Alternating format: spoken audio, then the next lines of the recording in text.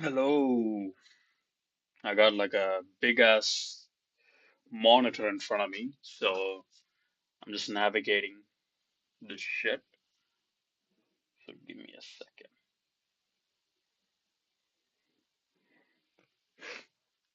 Let's do this.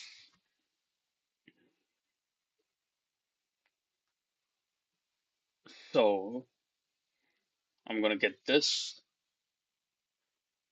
here, get the other one there.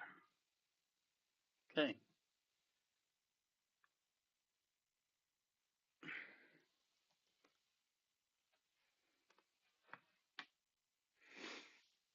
So the YouTube video will be playing in front of me, in front of this big screen, and hopefully you guys can hear what's been said.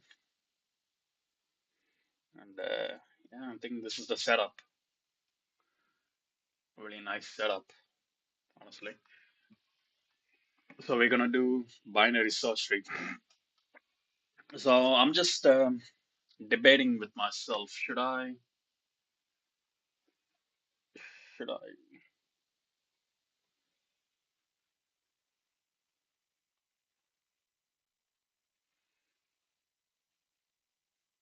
You hear that? We saw a recursive.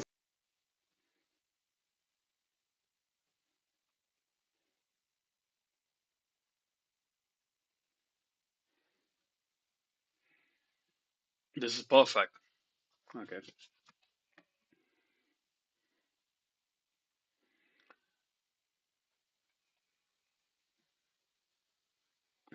Okay, give me a second.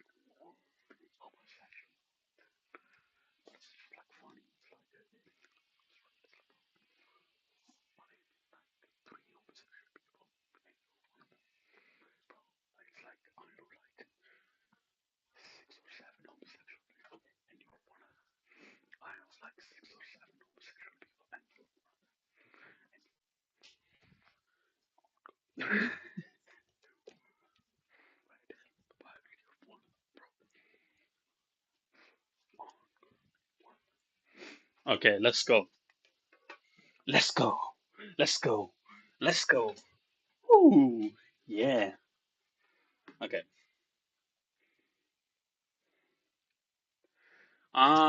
Yeah. Let's do all of the research tab opening over there. Let's stick to this is tree. I don't need tree.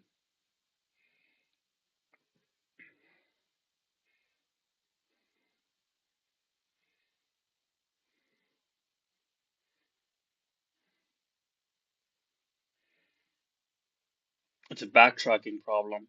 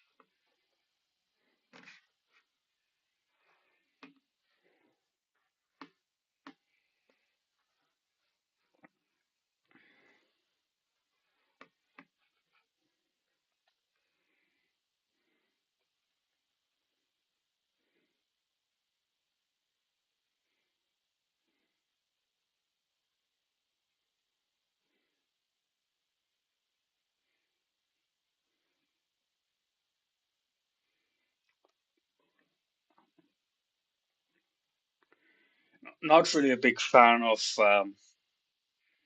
BTS. What? Low bandwidth? Okay, everything's fine. So let's do some research.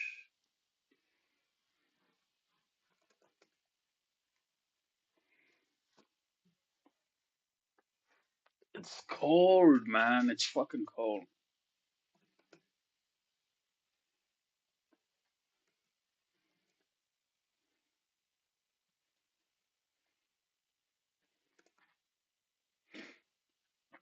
So what is BTS in lead code?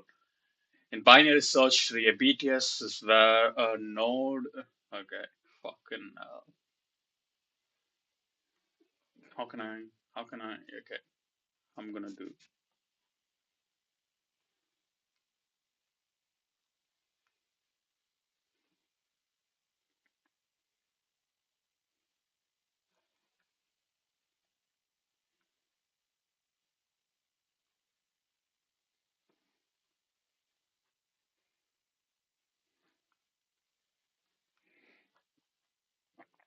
It's all LARP, LARPing, LARPing, LARPing. Okay, what is AVL trees? Let's look into it.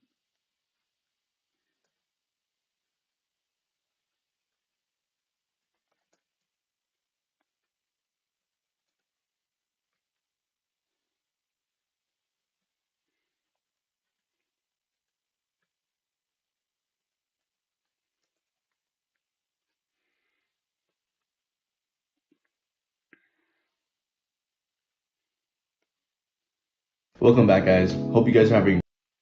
I think I need to do this shit first. Okay, subtree of another tree. Let's go.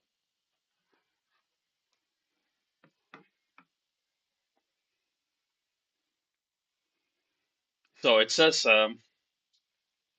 given the roots of two binary trees, root and subtrue, return true.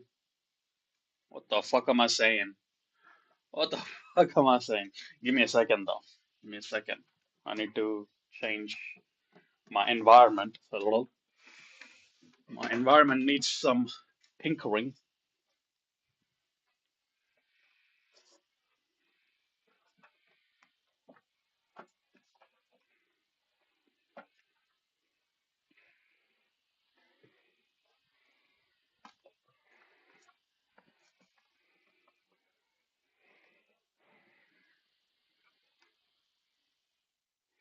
Bro, the setup is immaculate. The setup is immaculate, I have to say.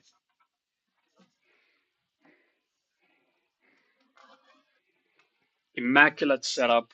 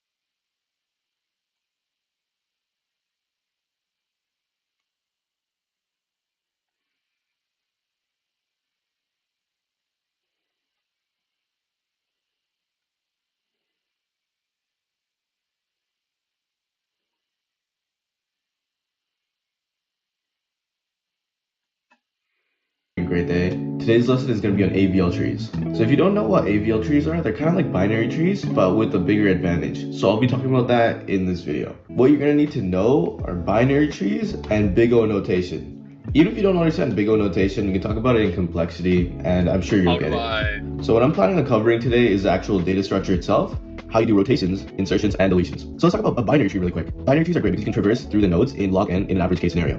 But let's talk about worst case scenario. So let's say we have to insert these numbers in order. So it's gonna be like 1, and then we have 2, and then we have 3 on the right, and 4, 5, 6. So you can see that's kind of a linked list now, because if you want to go to 6, you have to go 1, 2, 3, 4, 5. So we know it's going to be at most 6 steps if we include that first node. And this isn't log n anymore, because if it was log n, we should be able to traverse this in at most 3 steps. So that's the bad thing about binary trees. Even though on average it's O of log of n, worst case scenario, it can be log n, which is ugly. This is what would happen in an AVL tree if we insert those numbers in the exact same order. So you can see that we have 3 levels, right? So we're going to have at most 3 steps, including that first node. And you're going to see these numbers next to these nodes that represent the height of the tree at that node. So for example, at 6, the tree is 1. At 5, you're going to see that you only have 1 child, so your height is 2 now. And then same thing with 4, it's going to be 3. And likewise on this side. So you see that you have at most 3 steps. And with that height variable, we can rotate it as we need. So AVL trees use a little bit more memory because they store the height, but it's a lot more efficient time-wise. So let's talk about how you insert into an AVL. So it is a lot more. What is best? What is the different types of trees? Binary tree come in several types based on the structure, balance, and properties, especially relevant to lead code questions. Okay, so you have binary trees, red-back trees, self-balancing BSDs. Is it used in AI?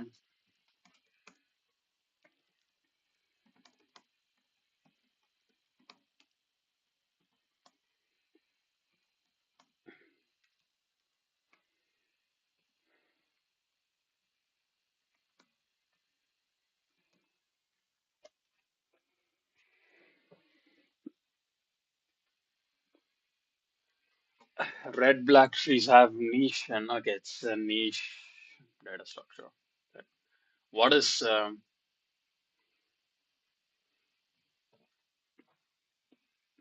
hmm.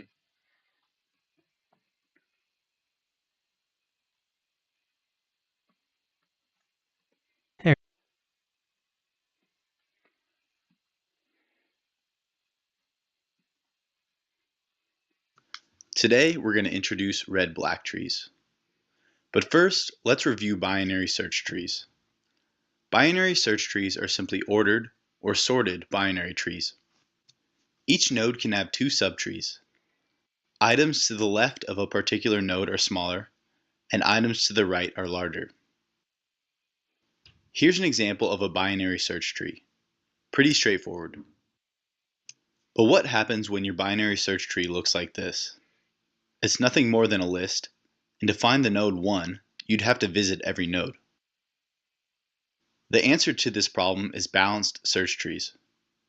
These binary trees have a guaranteed height of big O of log. So balanced search trees, it's a rabbit hole of in itself. That's what I'm gathering. So let's actually look into best. Okay.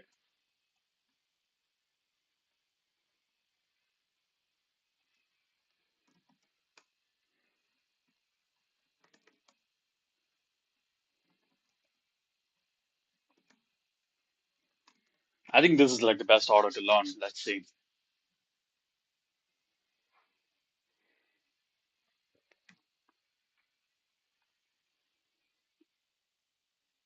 $98. Okay.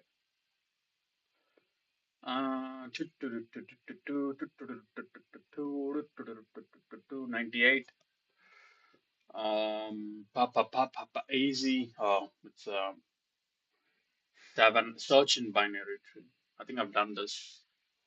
Search is just I don't have an intuition insert in binary. Okay, I think I haven't done this. Ah, it's medium though. Fuck. Maybe it's easy. Who knows? I'm supposed to insert a node. So let's give this a shot. Actual binary tree, but it's good though. It's good to read.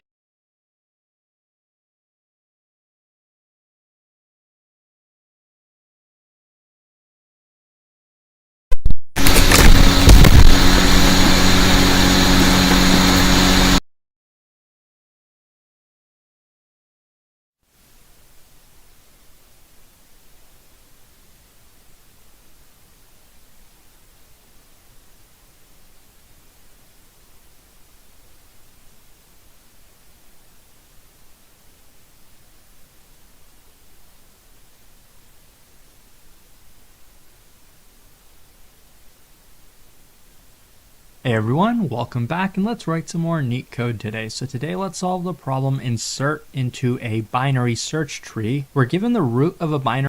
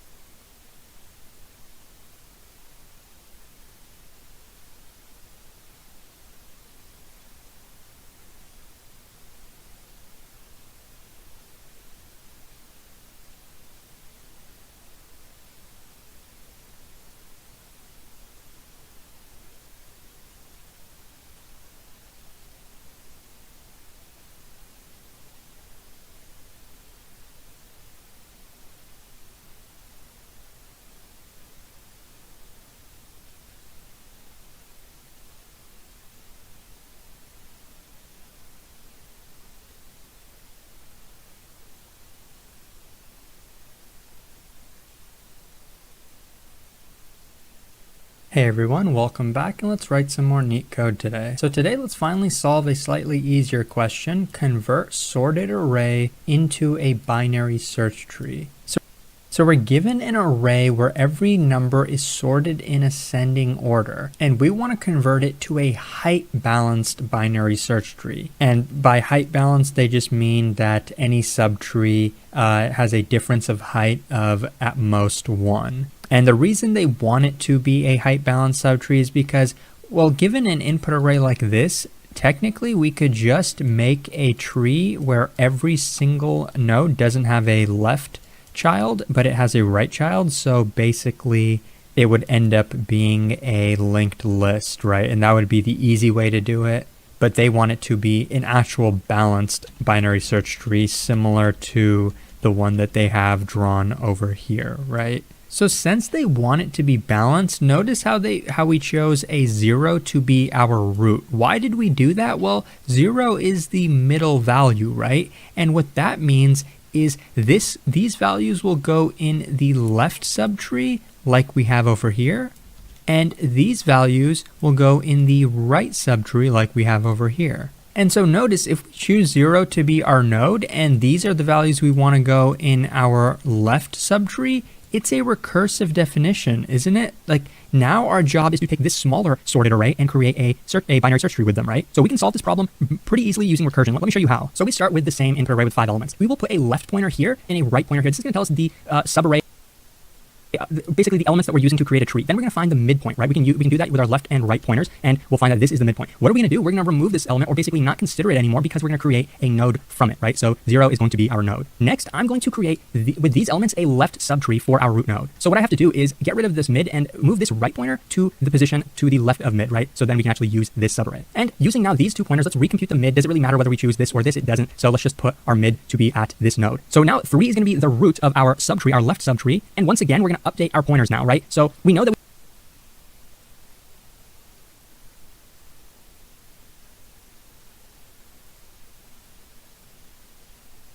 we don't really have any more elements to the right for this subtree. So we're going to take our right pointer and shift it to the left and create a left subtree from this single element, right? And so since this is basically the base case, right, left and right are together, meaning mid is also going to be in this position, we know that the left child of this, of -3, is going to be -10. In reality, our algorithm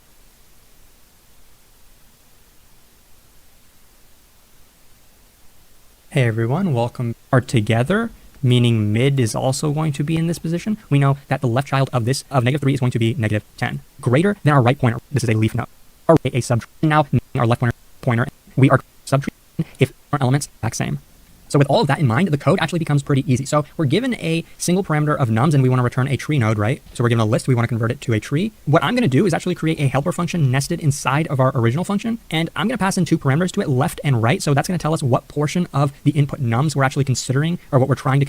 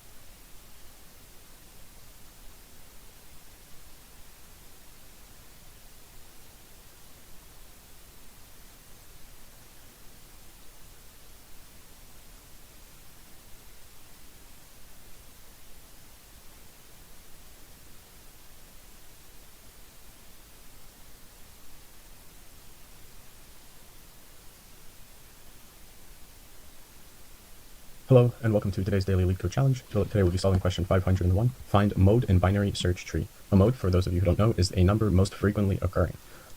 So if we were to do some sort of traversal of a tree and keep track of which values occur most, we will inevitably find the mode. It's saying that given the root of a binary tree, BST, with duplicates, return all modes, i.e. most frequently occurring element in it. If the tree has more than one mode, return them in any order. Assume binary search tree is defined as follows. The left subtree of a node contains only nodes with keys less than or equal to the node's key. The right subtree contains only nodes with keys greater or equal to the node's key. Both left and right subtree must also be binary search trees. I don't think this actually even matters. I think the tree in general has to be traversed either way, so there's no order unless we can somehow optimize it after. But the idea here is pretty simple. Let's just traverse the tree. The quickest way that I know of doing that is deep first search. Let's define a deep first search function. We're going to say if not node return, and we're going to call DFS on the root. So what are we going to do in DFS? Well, we have to obviously find the value of the node, and in some intermediate data structure, I assume that we have to keep track of what is the what the modes are. So let's actually think about this for a second.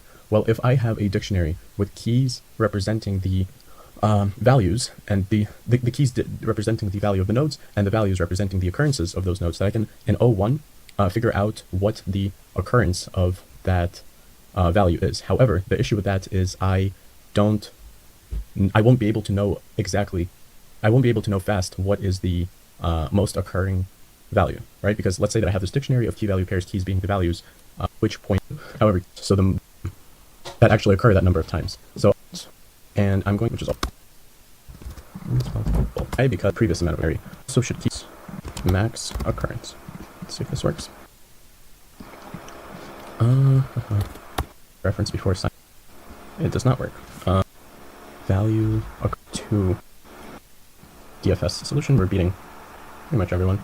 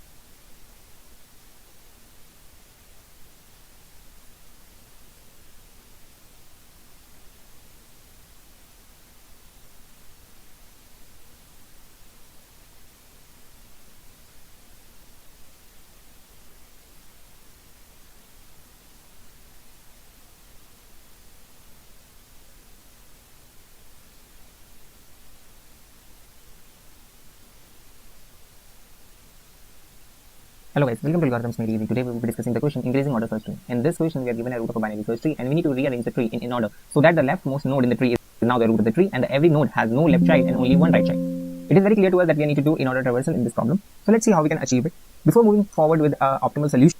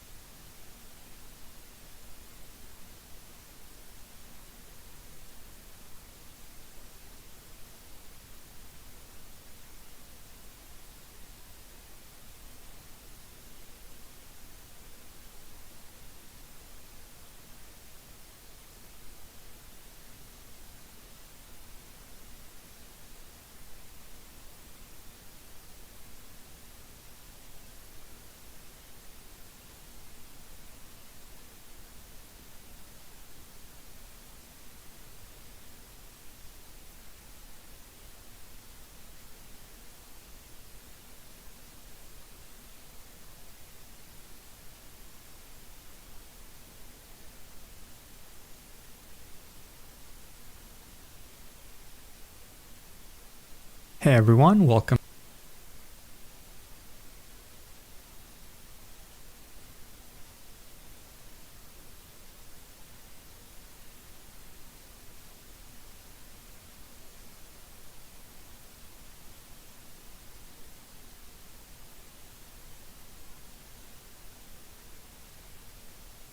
let's try to apply a naive solution.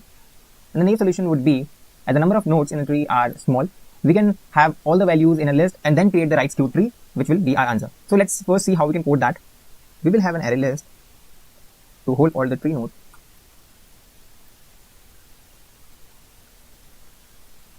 Now we'll have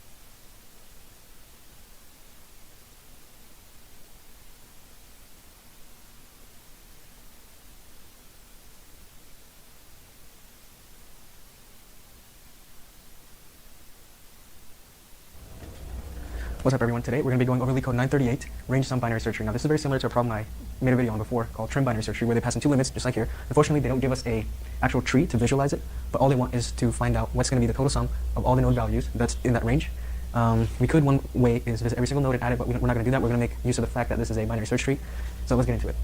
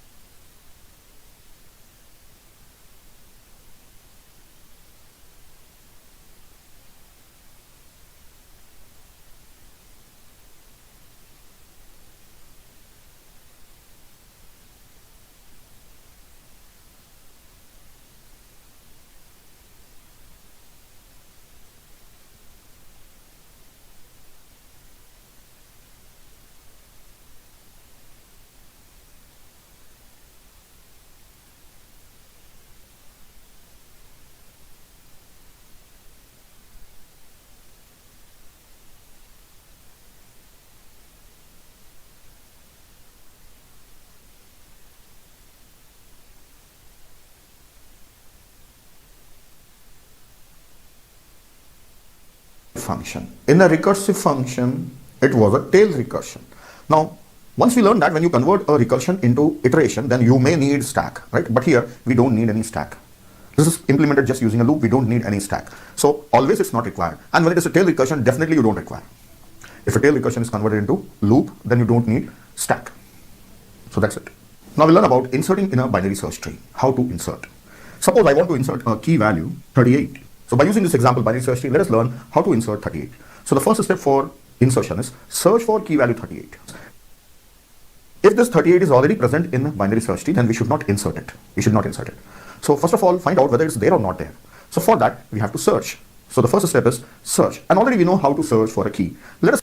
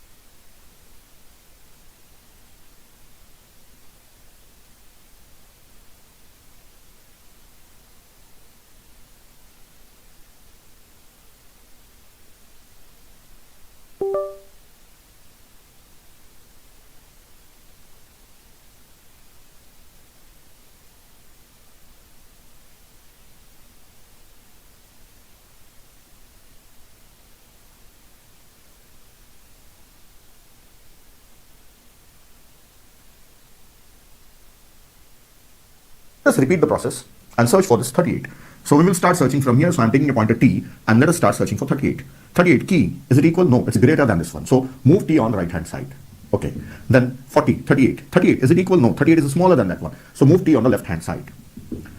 35, 38. Is it equal? No, 38 is greater than this one. So move t upon right hand side. So t became null. So t became null. The element is not there. 38 is not there in binary search tree. So we can insert it. So where it should get inserted? See, we were searching for 38 and we have terminated here. So it means this was the place of 38. If suppose 38 is there in the link, if suppose 38 is there in the binary search tree, then it must be there. It is greater than 38 and less than 40. So it should be as a right child of 35. So yes, insert it at the same place. Okay, let us insert it. So I should create a new node and link it with right child of 35. That's it. So it can be inserted. But for linking with the right child of 35, I need a pointer on 35. Do I have a pointer on 35? No. T actually became null. Now for inserting 38, I should create a new node and link it as a right child of 35. That's it. It will be inserted. So we need a pointer on 35 also. So for this, we can have a tail pointer. So let us use a tail pointer. So I'll again search for 38 along with the tail pointer. Let us start. T is pointing here and R is also one more pointer, that is null. Is it matching? No. This is greater. So move T on right side. But before that, bring R here and move T on right side. Is it matching with 40? No, 38 is less. So bring R upon T and move T to left child. Is it matching with 35 and 38? They are matching? No, 38 is greater, so it should be on right side. So bring R upon this node and move T to the right child. Now T became null. T became null means element is not there. We can insert it. Where? Right child of 35. Who will help now? Pointer R will help. So we need a tailing pointer. Otherwise, we should again search from the root. So the procedure is similar to search. Only thing we need is tailing pointer. And if T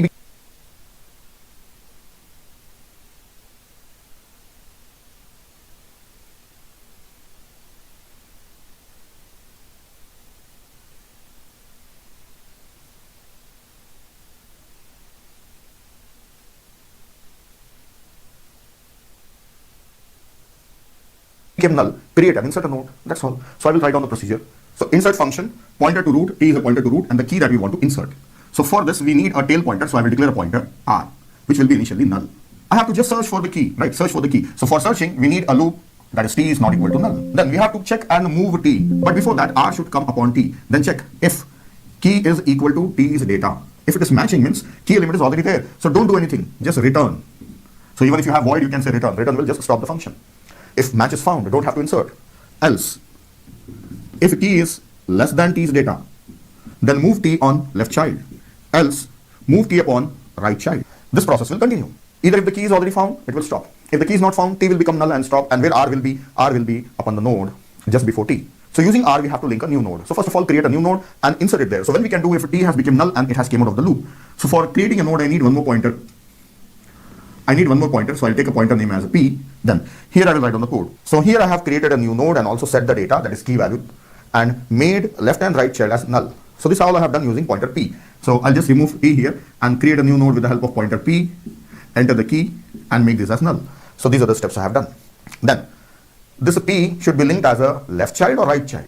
So I should check it again, right? As per my example, it comes as a right child, but before linking, I should check it. So if this key is less than T's data, it should come as left child. Otherwise, it should come as right child. So here I will write on the code. If P's data is less than R's data, then R's left child should be P. Otherwise, else R's right child should be P. So check once again and connect it. So this will be connecting to this one as a right child. That's all. So insertion is more like searching only. So the time for inserting is order of log n only. That is height of a binary search tree. For creating entire binary search tree, I should first of all create root, then the rest of the keys I can insert them by using this function. So next let us see, we will take some key values and learn how to create a binary search tree by inserting the keys one by one. Let us look at recursive insert function for binary search tree. We can generate an entire binary search tree by inserting keys one by one. So we can call this function every time for inserting a key.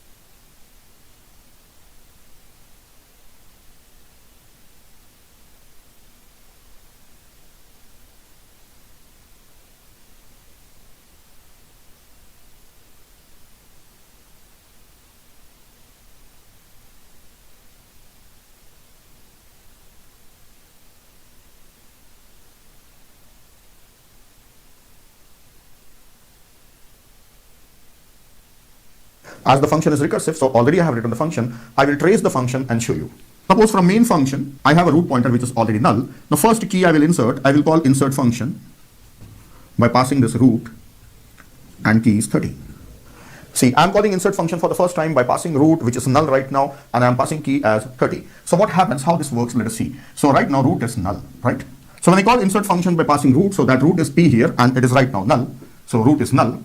So what is the first statement? If p is null, yes, p is null right now. So create a new node, set the key in data, and set left and right child as null, and return this a, that is new node. So create a new node with the help of temporary pointer, insert data 30, that is key, make this left child and right child as null, then return t. So this node's address is returned from there. So that address, I can take it in root. So root will be pointing on that node. So this is the first step. So when I'm creating first node, root should point on that one. That is the reason I have assigned it with root. So root was null. Now root will be pointing on that one. This is the first step. Now let us insert few more keys. I will say insert. I will pass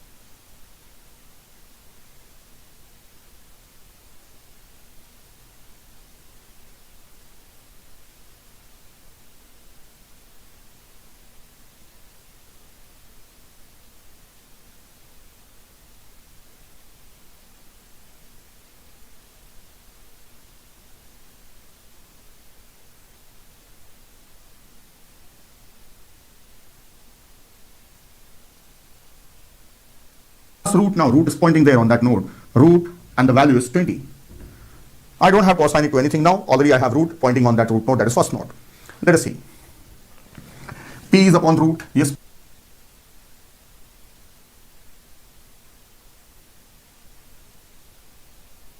P is upon root.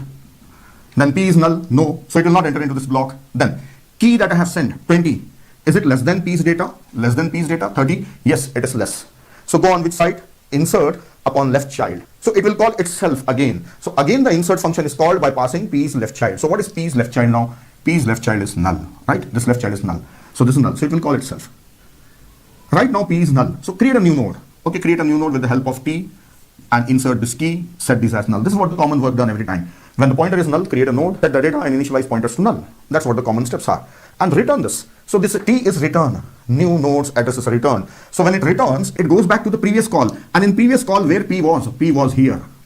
First call, P was here, right? So in that call, P's left was null. Now you can see that P caps left child or P's left child is assigned with the result returned by this insert function. So it will return the address of this node. So it will be assigned here and it will be pointing here. So from this call also it will return. So it will return the same address P from this node. So it will go back to the previous call. So there was no previous call. This was the first call. So this is the only important statement that I have to explain you. That is a new node is created and assigned as a left child. So when it returns, it will return the new node's address that will be assigned to the left child. I will insert one more key and show you. Insert 25 and the root is passed. Insert 25, root is passed. So this P becomes root. So P will be pointing on this one. Is the P null? P is not null. It will check. Key, the value that I am inserting, 25. Is it less than P's data? Less? Yes, less. So call insert again on left child. So a new fresh call will be made upon this left node. So P will be pointing here. Again, P is not null. So again call. P is null? No, it's not null. Then here, key, is it less than P data? 25, is it less than 20? No. Key is greater than P data? 25, is it greater than 20? Yes. So call itself again upon right child. So P will call itself again upon right child. So right child was null. So right now P is null. So in this call, P is null. So a new node will be created, initialized, and its address is returned. A new node is created, initialized with the key that we have given. Then 15. So insert it as a left child. Then 3. Start from root. 3 is less than 9. Go to left. It's less than 5. Go to left and insert it here. Then 6. 6 is less than 9. Go to left. It's greater than 6. Go to right. Less than 8. Insert it on left. So that's it. This is so simple in generating a binary search tree. What's the time taken for creating a binary search tree? See, we have inserted n elements, right? We have inserted n elements. Then each element, we were searching and finding its position and inserting it. Each element. So searching takes how much time? Searching takes log n time. We are assuming that the height of a tree is log n. So search takes log n time. So searching we have done for every element. So n times we have searched. Then creating a node and linking, that will take constant time. Searching takes log n time. So that log n is done for n times. So the time is order of n log n. That's all about creating a binary search tree. In this video, we will write a C language program for binary search tree. In this program, I will show you how to insert an element in a binary search tree, how to perform search, and also we will see key. So I'll take various examples and show you. So first key I want to delete is 25. So what's the procedure? So the procedure is search for the key.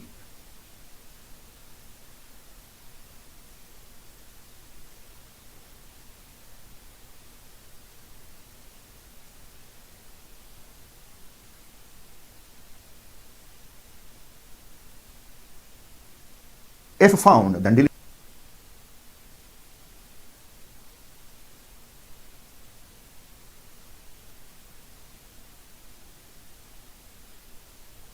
Today we're going to learn about AVL trees. AVL trees are a type of self-balancing binary search tree known after its inventors, Adelson Belsky and Landis. We've covered another self-balancing binary search tree on this channel, red-black.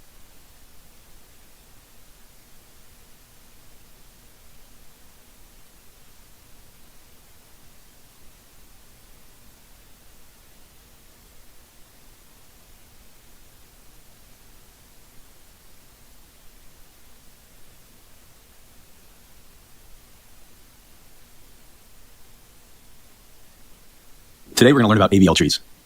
AVL trees are a type of self-balancing binary search tree known after its inventors, Adelson Belsky and Landis. We've covered another self-balancing binary search tree on this channel, red-black trees. Remember, for these type of trees, during insertion and deletion, we may need to perform fixes to keep the tree height balanced. This guarantees specific time complexities for our operations. Similar to red-black trees, AVL trees have a time complexity of big O of log n for search, insert, and delete. As a reminder, the definition of height.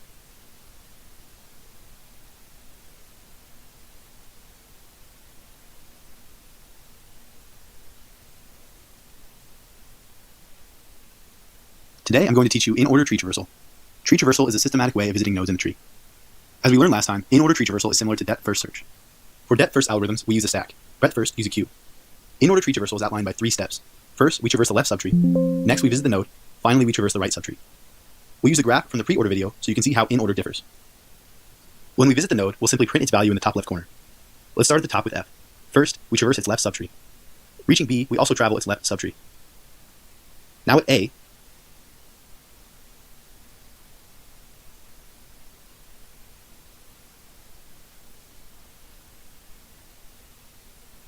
we attempt to go left again.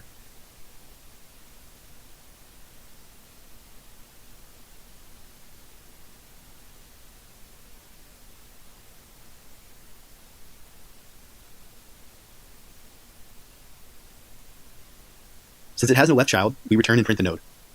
Next, we try to travel A's right subtree, which is also empty, so we move back to B. We're finished with B's left subtree, so we're free to print its value and traverse the right subtree. Let's follow our pattern and knock out C, D, and E.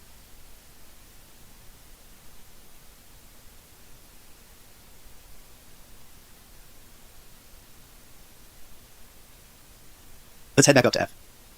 Today, I'd like to teach you post-order tree traversal. We'll skip the basics since they're covered in the previous 2 traversal videos. Post-order tree traversal is defined by the following 3 steps. Videos. Post-order tree traversal. Today, I'm going to teach you pre-order tree traversal. Tree traversal is a systematic way of visiting nodes in a tree. There are 2 types, depth first and breadth first. These are closely linked to depth first and breadth first search, so when you see depth first, think stack. Breadth first is implemented with a queue. There is further granularity in each category based on implementation. Today, we'll focus on pre-order traversal, and we'll use a binary tree. Pre-order traversal is normally done recursively, and can be broken down into 3 steps. First, visit the node. Second, traverse the left subtree. Finally, traverse the right subtree. Let's dive into an example. Here's the binary tree we'll use. Alongside each node, I'll list the steps so you can follow along. When we visit each node, we'll simply print its value in the top left corner. Let's start at the top with F. First, we visit the node and print its value. We then traverse the left subtree. Reaching B, we print its value. Again, we move to the left subtree. After printing A, we realize it doesn't have children, so we return to B. This time, we'll traverse the right subtree. This is the magic of recursion. We print D and visit its left and right subtrees.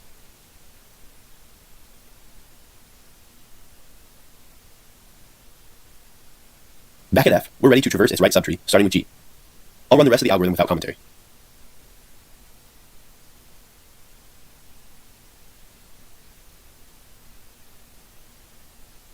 We're back at the root of the tree and finished with our algorithm. Here's the pseudocode for pre-order tree traversal. The time complexity is big O of n because we call this.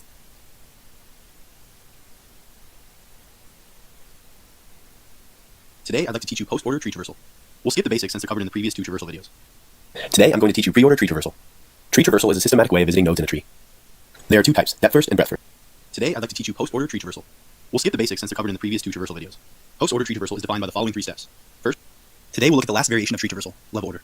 Level order differs from our previous traversals in that it resembles breadth first rather than depth first search. We said before that breadth first makes use of a queue rather than a stack. Today, you'll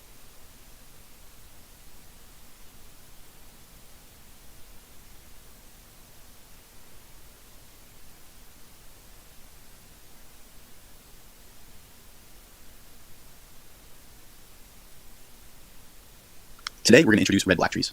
But first, let's review binary search trees. Binary search trees are simply ordered or sorted binary trees. Each node can have two subtrees. Items to the left of a particular node are smaller, and items to the right are larger. Here's an example of a binary search tree. Pretty straightforward. But what happens when your binary search tree looks like this? It's nothing more than a list, and to find the node 1, you'd have to visit every node. The answer to this problem is balanced search trees. These binary trees have a guaranteed height of big O of log n for n items. A red-black tree is a specific type of balanced search tree. Let's go through the criteria for red-black trees. First, nodes are either red or black. The root and leaves are always black. The leaves are simply the nil nodes. If a node is red, then its children are black. And finally, all paths from a node to its nil descendants contain the same number of black nodes. Let's look at an example and go through our criteria. Here's a red-black tree. As you can see, all nodes are red or black. The root node, 8, and all nil nodes are black. All red nodes have black children. Lastly, all paths from a given node to its nil descendants contain the same number of black nodes. Let's use the root as our given node. We see that all simple paths to nil nodes contain 2 black nodes. One note here, when counting the black nodes in our path, we don't count the starting node. We call this number 2, the black height of the red-black tree. That is, the number of black nodes from the root to the nil nodes, not counting the root itself. In fact, each node has its own black height. A few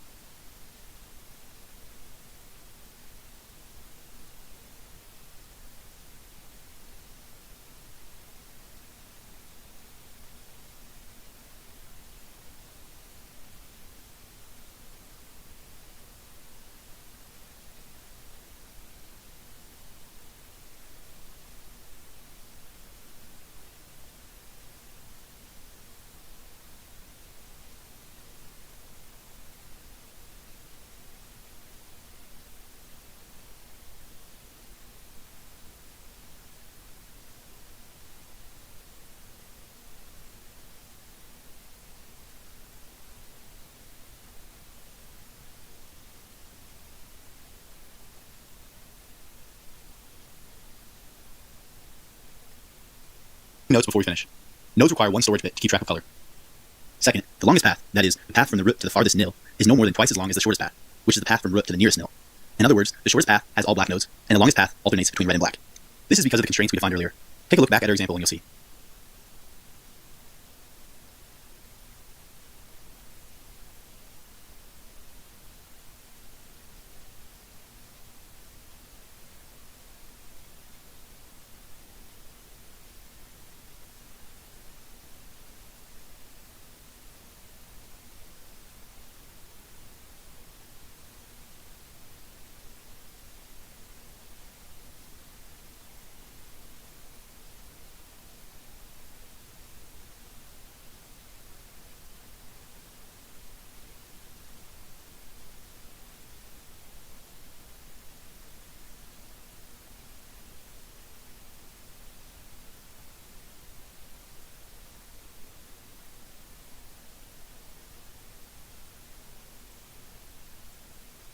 Today, I'm going to introduce you to B-trees.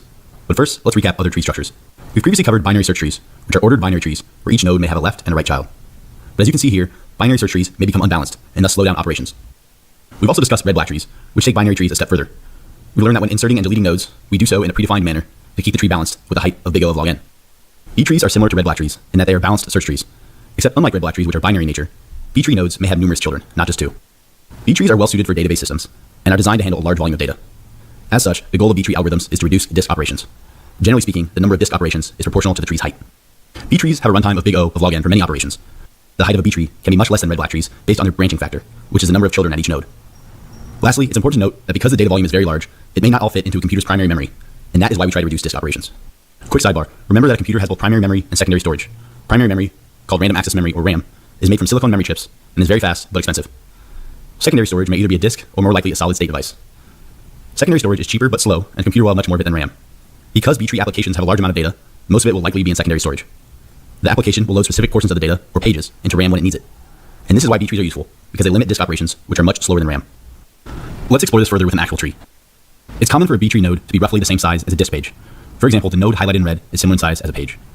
We'll also assume that the root itself is kept in main memory. Let's say we want to find a key with a value of 47. We'd examine the root, determine it's not there, and load the right node from secondary storage into memory, since 47 is greater than the key in the root. We then examine the keys in this node. We don't care as much that we need to potentially examine a large number of keys, because this is still likely faster than loading from secondary storage. We determine 47 is not in this node, so we load another node into memory and find the key we're looking for. In total, we made 2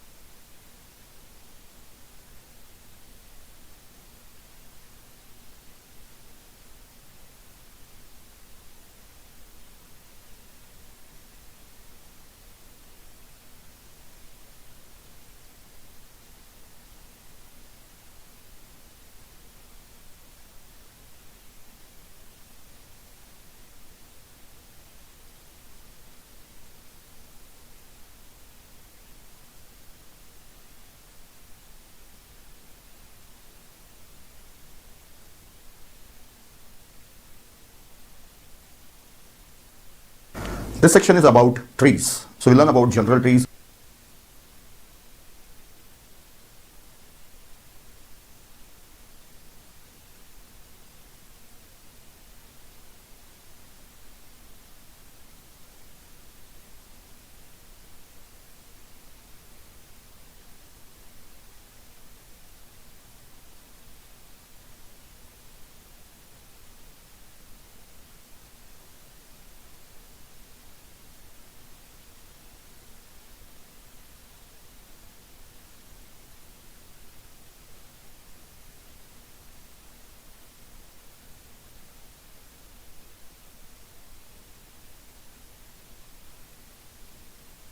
The tree. So first node that we came across is A.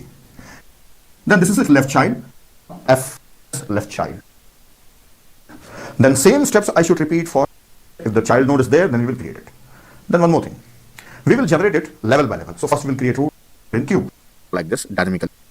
For the pre I'll n cube not have function that node. Second step, call enter into right. So I did not say that this node is with this one and that is with root. So I should again come the value, go to right. For left it is this. So yes, so left on what I think first. So all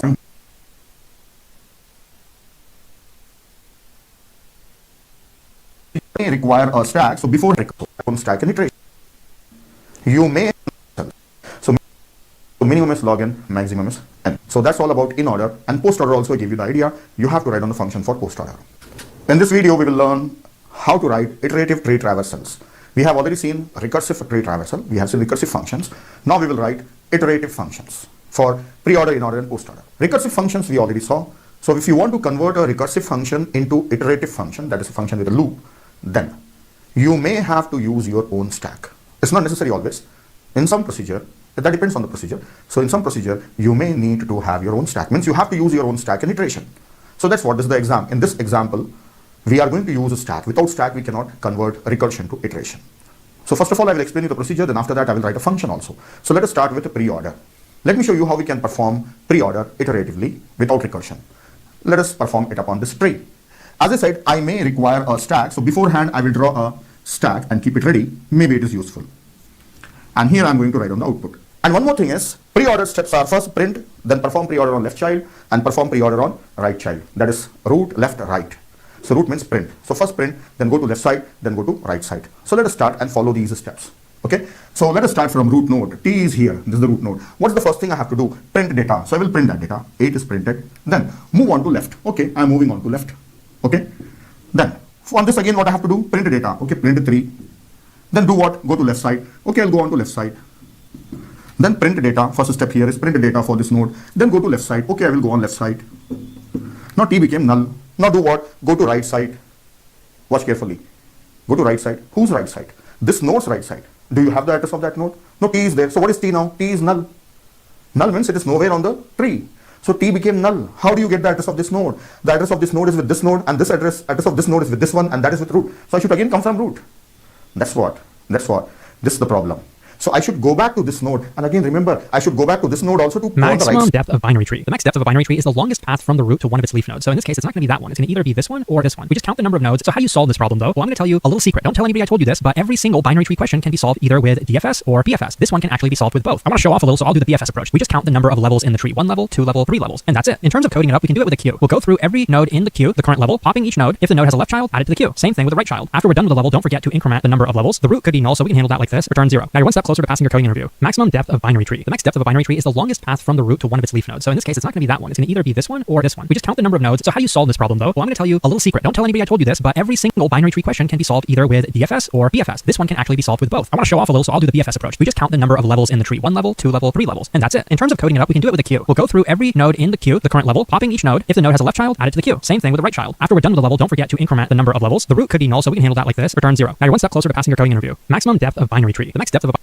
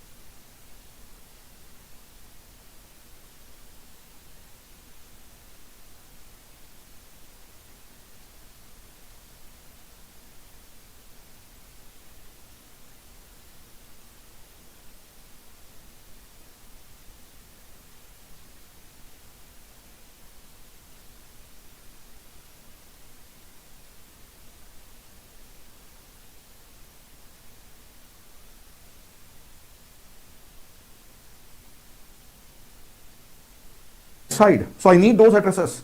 Then how to know those addresses? I should have pushed them in the stack. Yes, that's what I missed. So let me start over once again. I'll remove this. Let us start. T, first step, print data, print 8. Then what to do? Go on left. Going on left, but again I have to come back on this node so that I can go on right. So I need the address of this node. So I have not written addresses here, so I will write down address of that node 8, whatever the address may be. I don't know, right? Then go to left child. Okay, now move P here. Now what to do with this node? Print data. Okay, print data 3. Then you have to go on left. But before going on left, push the address of that node containing data 3, address of that node into the stack. That's perfect. Then go to left child.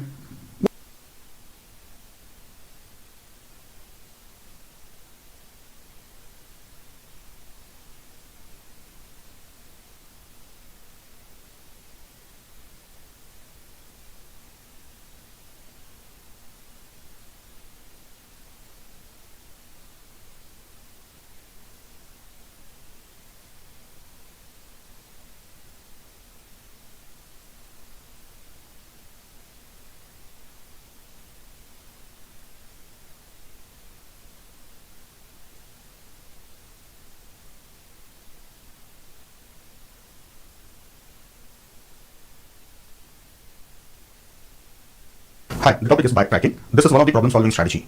Using this approach, we can solve problem, or we can write our algorithm by following this strategy. This strategy uses brute force approach. And brute force approach says that for any given problem, you should try out all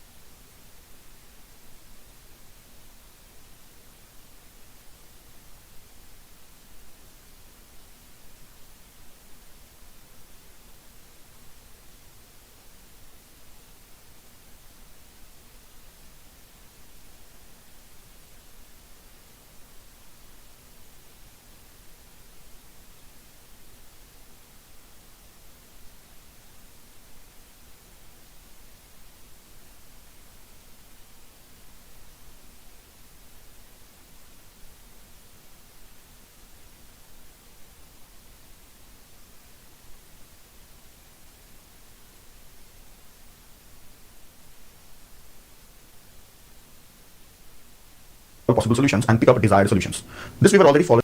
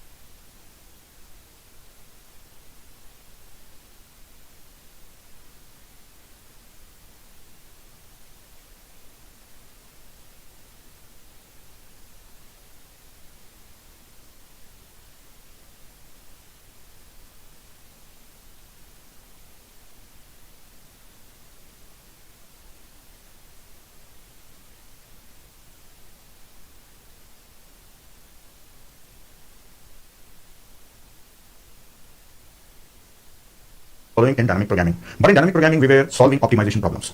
Backtracking is not for optimization problem. Backtracking is used when you have multiple solutions and you want all those solutions. So for explaining backtracking and how it follows brute force approach, I'll take a simple example and explain the strategy. So let us take an example. If there are 3 students, 2 boys and a girl, and there are 3 chairs, we have to arrange them in those 3 chairs. In how many ways we can arrange? There are 3, number of students are 3, so we can arrange them in 3 factorial ways. That is 6 ways. Now we want to find out all possible arrangements. So for finding all possible arrangements, we can solve the problem and the solution can be represented in the form of a tree. That is solution tree, and we also call it as state space tree. So we will represent the solution in the form of state space tree. Let us generate a tree and solve this problem. So let us start. This is the starting of a solution. Now let us take all possibilities. So first, who can sit? First chair, boy 1 will sit. So this is showing first boy. So in the first level, we will consider each one of the students. So let us say boy 1 is sitting there. Now next level for next chair, that's next seat. And in this there, boy 2, and I have all possibilities. Boy, and this girl is again coming in between. That is second chair. So kill this one, kill the node. Right, by applying bonding function. Go back. Girl, now boy, then boy. No problem here. No problem here. Then this is also a solution. This is also a solution. No bonding function. If no bonding function is applied until you reach at the last level, then you got a solution. So total 4 solutions we got. But there are a few problems that comes under backtracking, like the problem is N-Queen's problem. First, let us understand what does it mean by N-Queen's problem. Then I'll explain you how backtracking is used for solving this problem. See here, a chessboard is given of 4 x 4, 16 cells. A standard chessboard will be of 8 x 8, but for reducing the size of a problem, the topic is graph coloring problem. This can be solved using backtracking. First of all, let us know what the problem is. See, a graph is given and some colors are given. Let us say 3 colors are given, that is red, green and blue. Now the problem is we have to color the vertices of a graph such that no 2 neighboring vertices or adjacent vertices must have same color. So 3 colors are given to me. Let us try and see what colors we can give, whether it is possible or not possible. So I'll start from vertex 1. I'll give red color to this one. Now I'll pick up second vertex 2, who are neighboring to 2, 1 and 3, but already red color is there to this neighboring vertex. So this 2 cannot take red color. So okay, we'll give green color. Now go to vertex 3. Which color I can give? Can I give red color? It's not adjacent to 1. Yes, I can take red color. Then vertex 4. Can I give red color? This is adjacent to this one. No. Can I give green color? So is it adjacent? Is it adjacent? No. I can take this color. Then here, can I give red color? No, this is adjacent to this one. Can I give green color? This is adjacent to this, so I cannot take green color. Can I take blue color? Yes, this is not green, this is not, so it's different from all 3. So I can take blue color. So I have vertices 1, 2, 3, 4 and 5. And the colors what I have now is red, green and blue. Yes, a graph can be colored like this. Is it the only solution or there are other solutions possible? Yes, I can color it in a different way also. Let us see. Instead of red color, I'll give green color here. And here I cannot take green, so I'll take red here. And here I cannot take red, so I'll take green. And instead of green, I'll give here red color. And this is blue. Okay, I'll give blue only for this one. See, for the other vertices, the colors has changed. It means that same vertices can be colored in different ways. So there are more than one solutions possible. And here we want all possible solution. What are the ways they can be colored? So it is like permutation or trying out all possibilities and then picking up the one which are satisfying the condition. What is the condition? Neighboring vertices should not have same color. So yes, this type of problem can be solved using backtracking. When you want multiple solutions and there is a different possible solution, go for backtracking. Here we learn 2 things. See, 3 colors were given to us and we have colored the graph. If I give just 2 colors, I don't give blue color.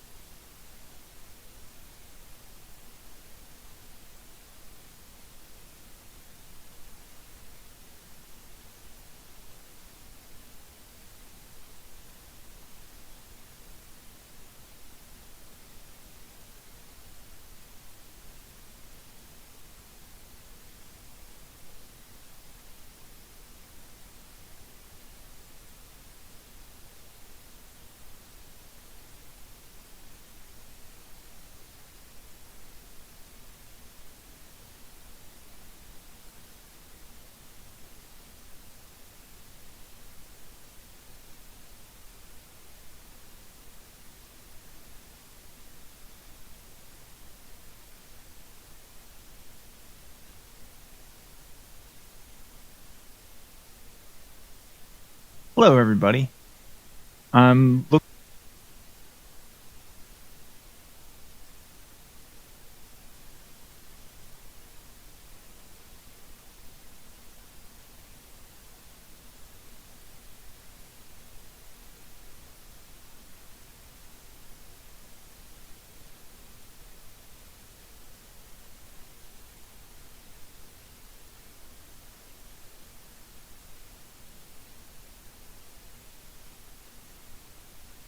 the graph be colored in this one? No, it cannot be colored.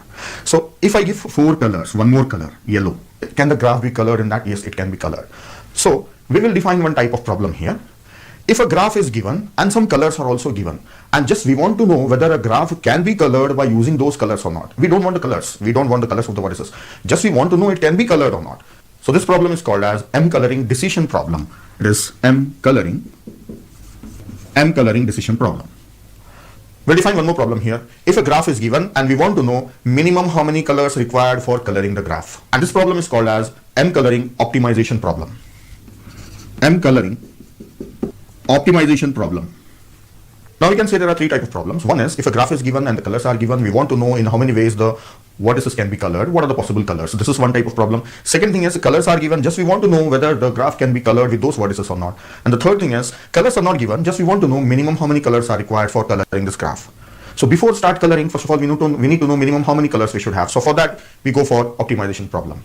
Right? Or else we already have some colors and we want to know whether these colors will be sufficient to color this graph or not. So then this decision problem, M coloring decision problem. This is also called as chromatic number problem. Chromatic number problem. Color is M coloring is chromatic number. So decision problem or optimization problem. Now we'll take a simple graph and show you how this can be solved using backtracking. Here is a simple graph and 3 colors are given. I have to color those vertices such that no 2 adjacent vertices are having same color. So this problem can be solved using backtracking. And the method of solving a problem in backtracking is by generating a state space tree. So first I will generate the state space tree without any conditions or any checkings. I will simply generate a state space tree. So let us take this is the root vertex. Then first I will consider the first vertex, vertex 1. So this is for vertex 1. So I can call it as x1. So for this I can give either red color or green color or blue color. And second vertex, second vertex can have either red color or green color or blue color. Then here also red color, green or blue, red, green and blue. Then under this is for the third vertex, red color,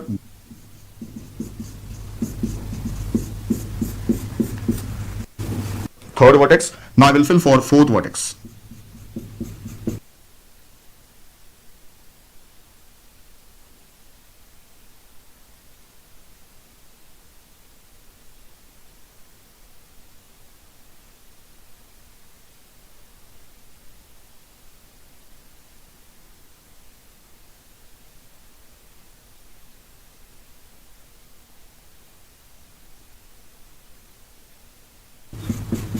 Now this tree is showing all possibilities in which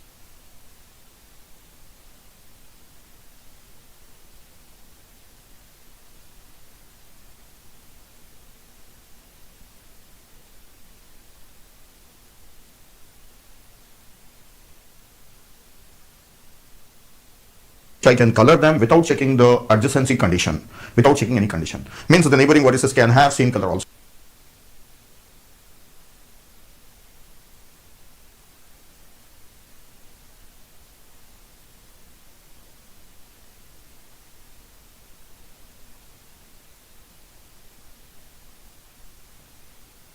So this is the possibility. So I have drawn a big graph. It becomes very big if you don't apply any condition. But in backtracking, we impose the conditions and solve the problem, right? But without any conditions, if I generate, let us check total how many nodes are generated. That is, root is having first node, then first level is having 3 nodes, the second level is having 3 into 3 nodes, then third level is having 3 into 3 into 3 nodes, that is 27 nodes, 3 into 3 into 3, 27, and the next level is having 3 into 3 into 3 into 3 nodes. Condition. Then how many nodes are these? Square plus 3 cube forming 3 power 1 minus 1 by 2 number of vertices. And what is 3 here? C to the power of n plus 1. So the time complexity for generating these means time is nothing but the number of nodes you are generating. For each node you consider it as 1 unit of time. So total time span is 3 power n or c power n. So this is exponential time taking problem. Now let me solve it using backtracking. So we imagine that all these nodes are generated, but backtracking will reduce it. So still we consider the time is this much only. I will solve this using backtracking by also checking bonding function. Let us start. I'll generate a state space tree. Now this is the first vertex, vertex 1. I'm calling it as x1. So for this I can give it red color. Then next vertex is x2. Now once for vertex 1 has red color, can I give red color to this one? No, they are adjacent. So red color cannot be given. So if I use red color, then this node is killed by bonding function. So this is killed. Now I can give another color. Let us take green color here. So yes, green color is allowed. So I'll take a green color here. So the next vertex is green color. See, for the second vertex, color is green. Yes, this is valid. Now once you got a valid color, go to the next vertex, that is third vertex. So to the third vertex, third vertex. Can I give red color? Check it here. Yes, this is not adjacent to 1, it's adjacent to 2, and they are having different color. Yes, this is allowed. Now once I got a valid color, I'll move to next vertex, that is vertex 4.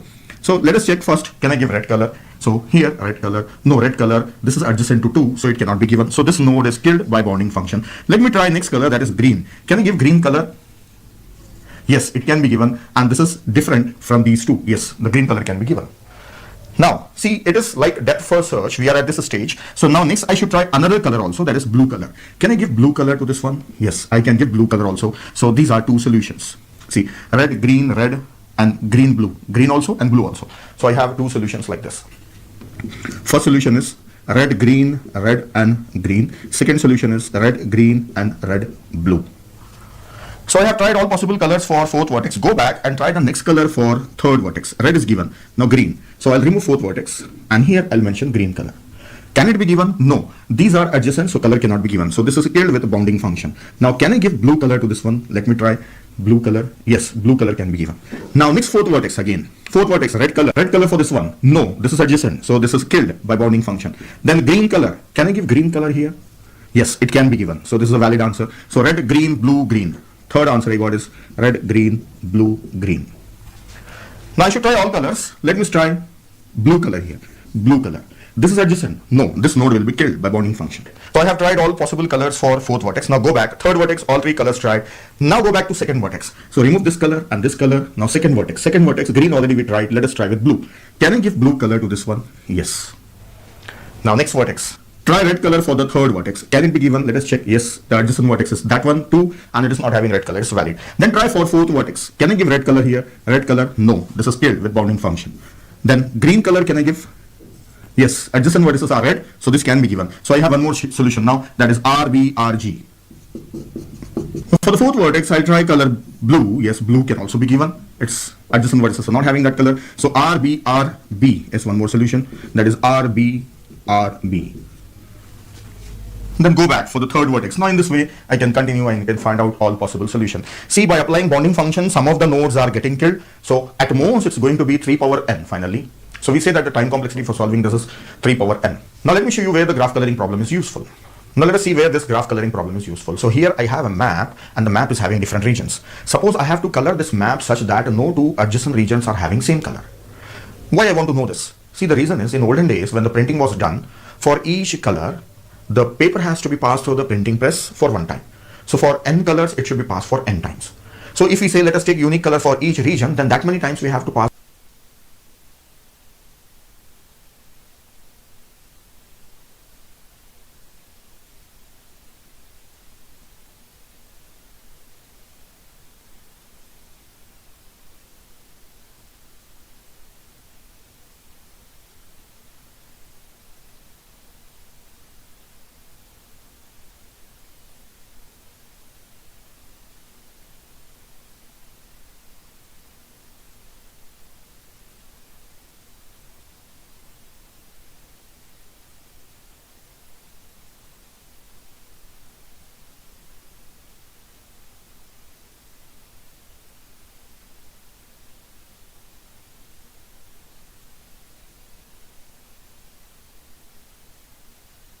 the paper through a printing press. To avoid this extra work, we want a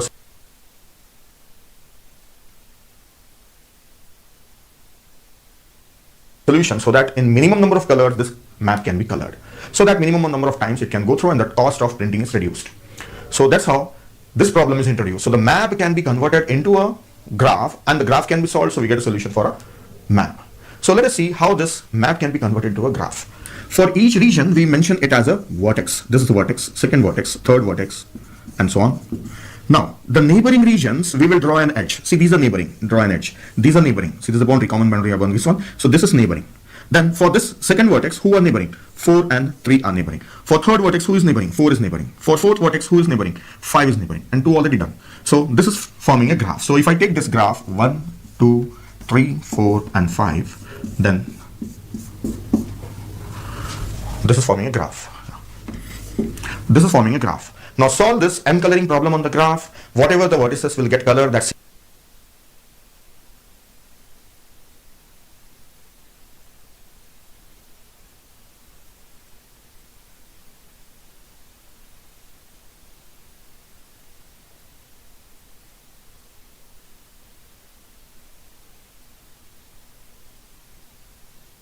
same color, you fill them in this regions, so the problem is solved. So nowadays, we are using printers which will print the entire thing in one shot. It will use all colors, mix them and print them at once. But in olden days, for every color, we have to pass it through the machine and let the paper dry, then again pass it through the machine. So that was a lot of time consuming work. So this was a very famous problem in olden days, that is coloring the map. Now, even if any other problem which you think that it is suitable for this one, then you can convert into a graph coloring problem and solve that problem. So that's all about graph coloring. Hi, the topic is Hamiltonian cycle. In this video, we will learn what is Hamiltonian cycle. Then I'll show you how to solve it using backtracking. Using an algorithm, I will explain you how backtracking is useful for solving the problem. First of all, let us understand what is Hamiltonian cycle. See, if a graph is given, then we have to start from some starting vertex and visit all the vertices exactly once and return back to the starting vertex. So that forms a cycle. So we have to check that. Is there any Hamiltonian cycle possible in a graph? If possible, then what is a cycle? And if there are multiple cycles, we have to find out all those cycles. So the problem is to find out if there is any Hamiltonian cycle in a graph or not. So the problem looks similar to traveling salesperson problem. In traveling salesperson problem also, we have to start from some vertex, visit all the vertices and return back to the starting vertex. But that is a minimization problem where we have to find out a minimum cost tour. But here, if you take it as a tour, we have to find out all possible tours. Now let us know a few important things. First of all, the graph given may be directed or non-directed, but it must be connected. If it is not connected, then the cycle is not possible. Means if a graph is having multiple pieces, multiple components, then it is not possible to have a Hamiltonian cycle in a graph. And one more thing is, this is a NP hard problem. Means exponential time taking problem. So there is no easy way to find if there is any Hamiltonian cycle present in the graph or not. So let us manually find out if there is any Hamiltonian cycle in a graph. Let us take this graph first. I'll start from vertex 1, then I will visit vertex 2, then 3, then 4, then 5, then 6, then 1. Then 1 to 2, 3, then 4, then 5, then 6, and 1. This is one cycle.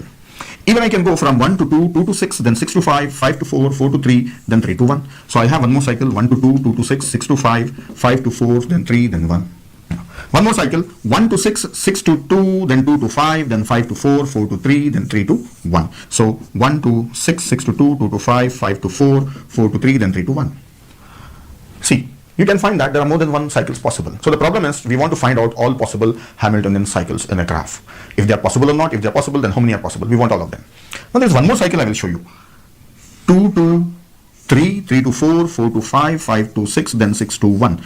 2 to 3, 3 to 4, 4 to 5, 5 to 6, 6 to 1, and then 1 to 2.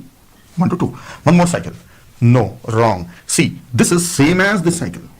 Same as this cycle. That was starting from 1 and this starting from 2. So if you change the starting point, the cycle has not changed. You see the order of vertices 2, 3, 4, 5, 6, 1, then 2. So 2, 3, 4, 5, 6, 1, then and 2. So we are getting the same order. So this is not another cycle, it's the same cycle, just you are taking the starting point as some other vertex. So you have to also take care that you are not taking the duplicate cycles, or you are not taking the same cycle again. That's it. Now I have few more examples here. From this also we'll observe few things and we will learn few facts about Hamiltonian cycle. There is a graph given. Let us find out if there is any Hamiltonian cycle in this one. 1 to 2, then 2 to 3, 3 to 5, then 5 to 4, then 4 to 1. This is one cycle. One more cycle, let us check. 1 to 2, then 2 to 4, then 4 to 5, then 5 to 3, then 3 to 1. So there are more than one cycles possible. Let us try in this graph. 1 to 2, then 2 to 3, then 3 to 7, then 7 to 6. Then I have to go on 4. If I go on 4, I cannot come to 5. If I go on 5, I cannot go on 4. So Hamiltonian cycle is not existing in this graph. Let us take this graph. 1 to 2, then 3, then 4, then 3. Then I will go to 6 and then 5. I cannot come back on 1 again.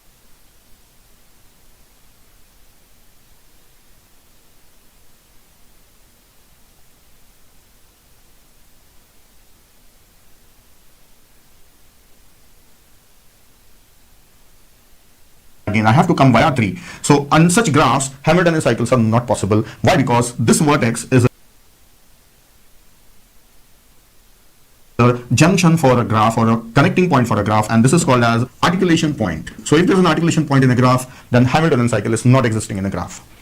Let us look at this one. 1, then 2, then 4, then if I go on 5, I cannot come back and go to 3. So here also it's not possible because these type of vertices are there. They are called as pendant vertices. Because of these pendant vertices, Hamiltonian cycle is not existing in a graph. So we learn two more things, that if at an articulation point, then Hamiltonian cycle not possible in a graph. If there's a pendant vertex, then also Hamiltonian cycle is not possible in a graph. That's all I have explained you about Hamiltonian cycle. Now I will take an algorithm and an example graph, then I will show you how backtracking helps us in solving this problem. Let us look at the algorithm and understand how backtracking is useful for solving this one. I have a graph here, and this is the adjacency matrix for a graph. This is the algorithm, which is having two methods or two functions. So two pieces of code are there. This is the starting point, and this is using this algorithm. this is performing backtracking, and for getting the next vertex, this is helping. I will not trace it right now. First, I will show you the working, explain you the working. Then from the working, I will just point out which line was doing the work that I have shown you. So let us start. This algorithm uses this adjacency matrix, and it uses this array for finding the cycle. So whenever all these values are filled and the cycle is found, it will display the result. Now, initially, all these values are 0. Let us start. Now let me start. I'll explain you through state space tree to understand the working of an algorithm. And if you remember, backtracking works just like depth first search. It performed depth first search on the problem. Let us start. We don't want a duplicate cycle, so we will fix the starting vertex. So we make the first vertex, that is starting vertex, is 1. Now here we may be getting different vertices. So this is the starting vertex, 1. So let us start a state space tree. Now we'll start from the second position onwards. What should be the second vertex? If you're starting from 1, then where you should go? You should go on 3 or 2 or 5. What all the possible we will try here. So this Hamiltonian algorithm will start from this vertex. So what it does, I'll explain here. I will not show there line by line. I'll explain here. See, it will try to put 1 here. 1. This is the same thing only. This is already there. So if there is any vertex that is appearing again, it will avoid that. Then it will try 2 here. Yes, 2 is not already is not present. The next thing, is there any edge from 1 to 2? So here 1 to 2, 1 to 2. Yes, there is an edge. So this is valid. So take this one, 1 to 2. Then it will go on to the next position. So here it is already 0. So first it will make it as 1 and check if it is already there. Yes, it's already there. So keep here 2. It's already there. So change this to next value 3. It's not there. But there should be an edge between 2 and 3. So 2 to 3 there is an edge. Yes, there is an edge. So it's valid. So 2 to 3 there is an edge. So from 1 we went on to the next step is what? 3. Then it will move on to this one. See, once the vertex for this position is finalized, it will move to the next one. Then here it will try to keep 1 already appearing, 2 already appearing. See, these values I am not showing here. I can even show like this 1 bounding function. If you remember, the bounding function is used in backtracking that will kill the node. See, if I write 1 here, it's invalid, 2 also invalid, 3 also invalid, then 4. So I'm not writing all invalid nodes. So here we try 1, then 2, then 3, it's already there. So 4. Check, is there any edge from 3 to 4? Yes, it's there. So include 4. The next here, 1 invalid, 2, no, not possible, 3, 4, 5. Shall we have 5 here? And check 4 to 5, is there an edge? Yes, 4 to 5 there's an edge. So include 5 also. Now once you have reached this position in an array, 5th position in an array, also verify that from 5 to 1 there's an edge or not. 5 to 1, yes, there is an edge. So it means the cycle is found. Print this result. This is the first answer we got. Print this result. See, here I will show you. See, it was calling for the next vertex and x of k plus 1 mod n plus 1. What is that? I'll explain. So k plus 1. So it was taking next value. After taking the next value, it was checking whether it's becoming 0. No. Then is there any edge? Yes, edge is there. Check. It should not be duplicate. This code is for checking duplicate. See, I was telling that when I take here 2, suppose 2 is already there, don't take it. Then try next value x plus 1. 3 is already there. Don't take it. So there is an edge in between them also, and there should not be any duplicate. And if you have reached the last position, that is 5th position in an array, 5th position, then also check that there is an edge back to vertex 1. That it should not be 0. It should be 1. That's it. So this is how it is verifying. This is the part of a bonding function, taking the next vertex and checking whether it is already taken. Is it duplicate? Is there an edge from previous vertex? Is it having an edge to the first vertex? Let me explain you what are the things that are checked in bonding function. First thing, you should not take duplicate. Second thing, whenever you take any vertex, there should be an edge from the previous vertex. Second thing. So this we go. 0 means stop, right? So stop means go back where? This one. Here at this place. See, this is the starting point. 4, what is that? No. 3, next value. So after 5 comes what? 0. 0 again. Then 1, 2, 3, right? Mod n plus. So we cannot try anything here. Then go back. It will go back to this one. Third here. See, 1, 2 over, 1, 2 over. For the third one, instead of writing 3, can we write 4 here? Next value. So 2 to 4, there should be an edge. So here I will show you 2 to 4, yes, there is an edge. So after 2, take 4. Then to the next one. Write 1, not valid. 2, not valid. 3, valid. But 4 to 3, there should be an edge. Yes, 4 to 3, there is an edge. So take 3 also. The next one. Can I write 1 here? No, already there. 2 also already there. 3 also already there. 4 also already there. 5, I can write this one. But 3 to 5, is there any edge? 3 to 5. No, this is not valid. So take it as 0. Right, next value 0. 0 means come back and write 4 here, not valid. 5 here, yes, it is valid. So this was bounded, this was killed. So at this place, instead of 3, now we can write 5. So 4 to 5, there is an edge. Yes, there is an edge. So we can write 5 here. Now next place, I cannot write 1, 2, but I can write 3 here. If I write 3 here, 5 to 3, there should be an edge. No, 5 to 3, there is no edge. So here we cannot write 4 or 5. So write 0 and here also 0. Come back. Next value of 4, 5. So at this place, after 2, it is 5. Next here, what it can be kept here? 1, 2, 3 can be kept. Then 5 to 3, we know well that there is no edge. So next 4, can it be kept? Yeah, 4 to 5, it's there. So 4. Then next here 3 can be possible. So 4 to 3 there is an edge, yes. Then 3 to 1, is there any edge? Yes, 3 to 1 there is an edge. So what is the path we got? 1 to 2, 2 to 5, 5 to 4, 4 to 3, 3 to 1. So far we got 2 answers, that is 1, 2, 3, 4, 5 and 1. Now here also 1, 2, 5, 4, 3 and then 1. So we got 2 answers. If you continue, you may find all possible Hamiltonian cycles in this one. So I have taken an example and explained you, right? Now I will show you the algorithm. I'll explain the algorithm. So we'll start from vertex 2. In vertex 1, first place we will write 1 only, fixed. From second place onwards we will try. So what it will do, it will try to find out the next value. So what is the next possible value? What are the condition? The value that you have taken should not already existing. Means here you cannot take 1, 2, 5 and 4 here. You cannot take those things. First condition. Second thing, whatever you have taken here, then there should be an edge to the previous one. There should be an edge to the previous one. K, whatever you have taken, K minus 1, there should be an edge. It should not be 0. Means in this graph, it should not be 0. Means there should be an edge. And this for loop is for checking duplicate. It should not already be existing. 2 things. And the last thing is, if this is the last place, then this should have an edge to vertex 1. So if this is the last place, then there should be an edge to the first one. These are 3 things checked in the condition. So this will try all possible values for a place. So what are the values? It started from 0 actually, right? 0, then 1, then 2, then 3, then 4, then 5. All these values it will try here. Similarly, here also it will try, and here also it will try, here also. For every position it will try. And it will try recursively, so it looks like depth first search like this. So this is the code for actual Hamiltonian. It will check the next value. If the value is not 0 and it is last place, then it will print the answer. Last place, print the answer, and will not go further, and it will go back. If it is not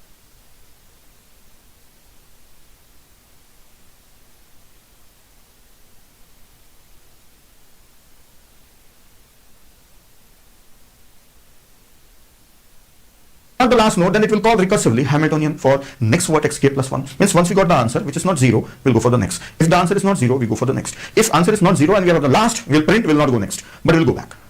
That's it. This is how Hamiltonian cycle algorithm works. Now, most of you are preparing for the examination. So for the examination purpose, you have to explain what is Hamiltonian cycle. Just in 1 or 2 sentences, you can finish it. And you have to define the bonding function. These points you define clearly. That is better. In words only, you don't have to write on the code. If they ask for code, you can write it. Or you can write your own pseudocode. You don't have to write the loop and all. Just write it in words. Mostly for university examinations I'm talking about. So algorithm is important in Hamiltonian cycle mostly, right? Tracing tree is not useful here because tracing tree, it can expand to a very big tree also if you try all possibilities. If the number of vertices are growing, then the height also grows and the number of nodes also grows. So if at all, for explanation, if you want, you can write on this one. And the last thing, see, I'll remove this here.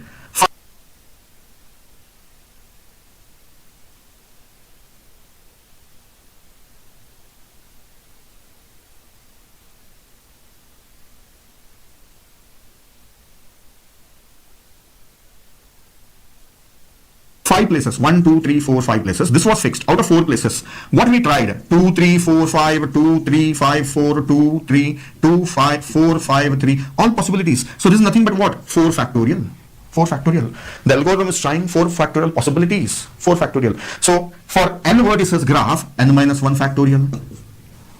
Right? N minus 1 factorial, it is roughly n factorial only. And n factorial is big O of n power n, if you know this. So the time complexity of this algorithm is n power n. That's all about this problem. Hi, the topic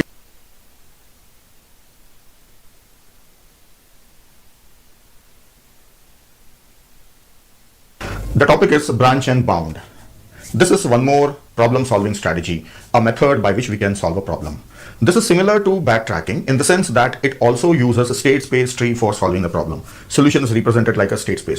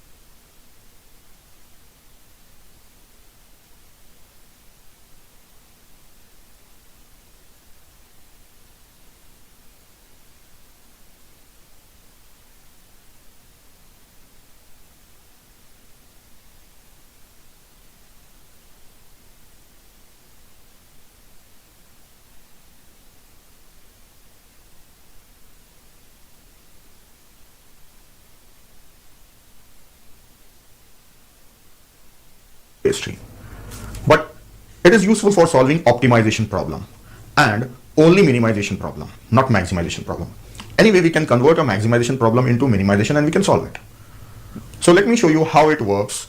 See, I have taken one simple example here, that is job sequencing with deadlines problem. Now, how the state space tree is generated for that one. There are two methods of generating a tree. That depends how you want the solution. See, suppose I say that I am doing job 1 and job 4. This is my solution. Then the solution can be represented as a subset of that jobs. This is one method of giving a solution. And second method of representing a solution is first job is done, second and third job is not done, fourth job is done. So this is variable size solution, this is fixed size solution.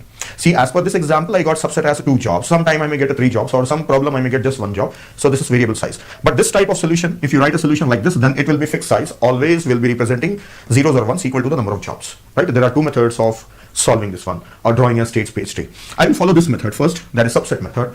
Then that is a variable size solution. So for that, I can draw a state space tree, and I'll say that I am considering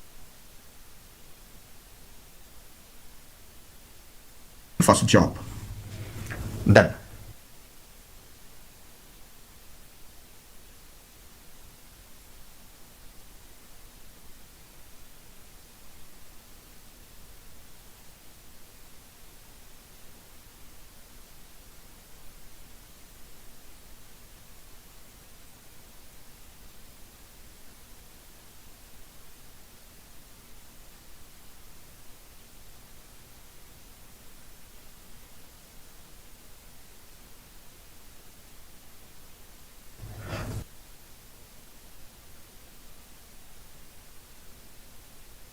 in backtracking, we will consider the next level. But here in branch and bound, we will also consider second job, and then third job, and then fourth job. So it is like breadth first search. We don't go depth wise. We don't follow depth first search. We follow breadth first search for exploring the solutions of a problem. So the difference between backtracking and branch and bound is backtracking was depth first search, and the branch and bound is breadth first search. Now this one level is completed. See, I have considered all the jobs one by one. Now, once I take first job, then what are the solution? Job 2 I can take, or job 3 I can take, then job 4 I can.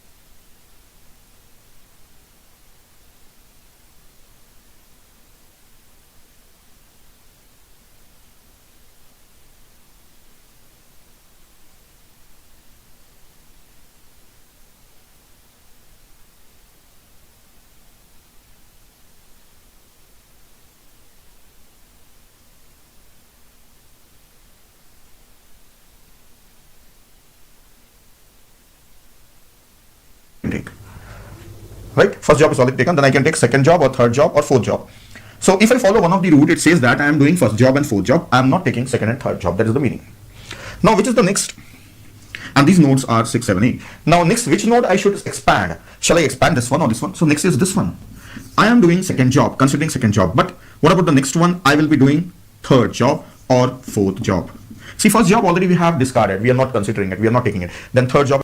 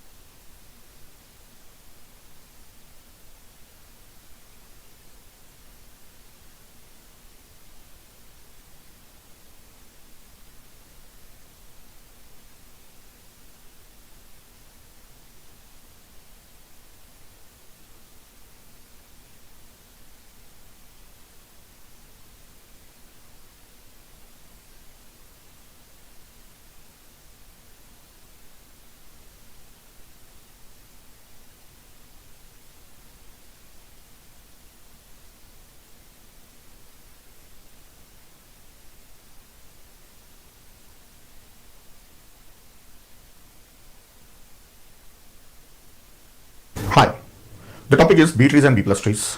This is one of the important topic and is a difficult topic for the students to understand. This is useful in databases. What are the things that are required for understanding B trees and B plus trees thoroughly? This is the list.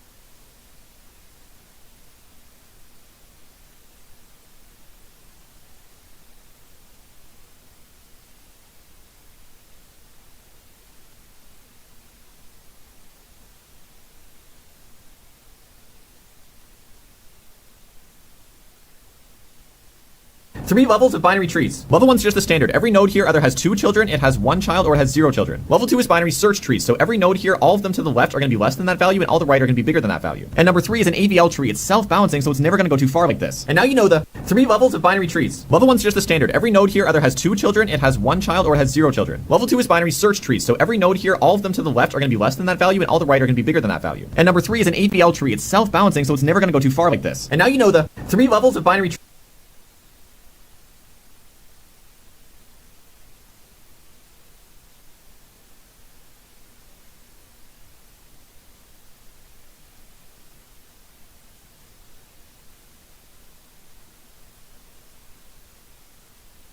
Hello friends, welcome to TechDose, and in this video I will show you what are the types of binary tree.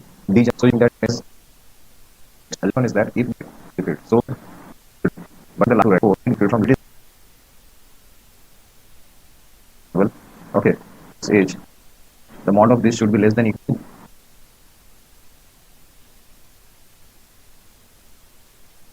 So this is not also degenerate trees, and in the third figure you can see that it is a different type of tree, but it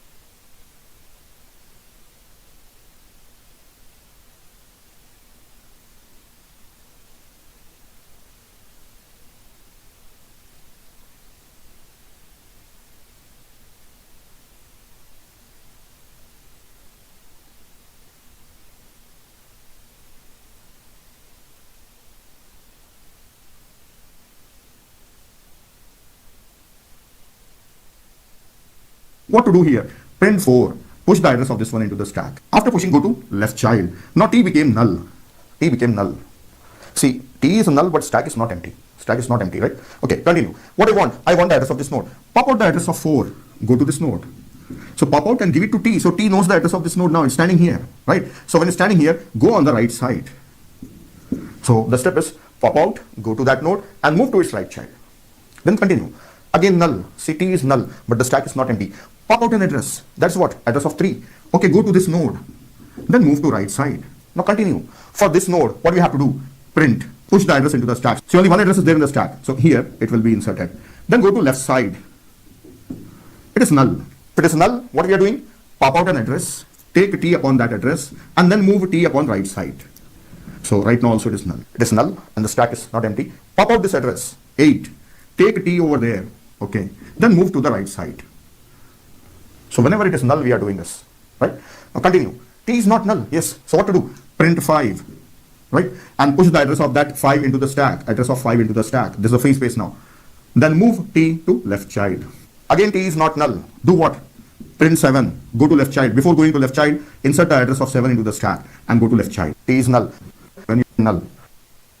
And go to right child. So pop out an address.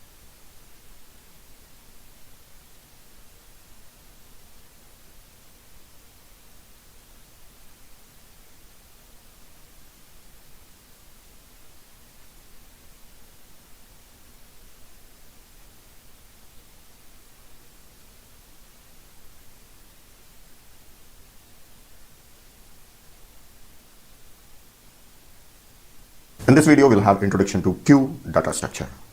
Q is a logical data structure. It works on discipline FIFO, first in, first out. Like in daily life, we find various places.